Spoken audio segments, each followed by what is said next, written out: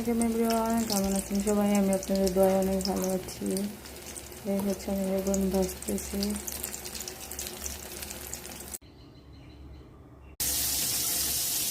এই হচ্ছে আমার বেগুন ভাজা।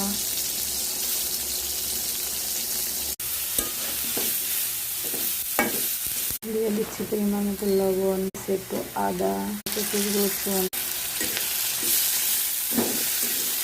যখন মশলার তেলটা বের হয়ে যাবে তখন দিতে হবে একটু পানি পরিমাণ মতো, তারপর দিয়েছি পরিমাণ মতো হলুদ, একটু অবশ্যই মরিচের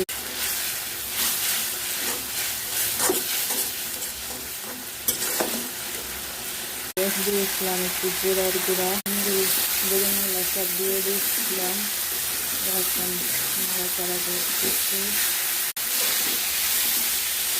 এই যে আমার পুরো লুকটা দেখতেই পারছেন, রান্না কমপ্লিট।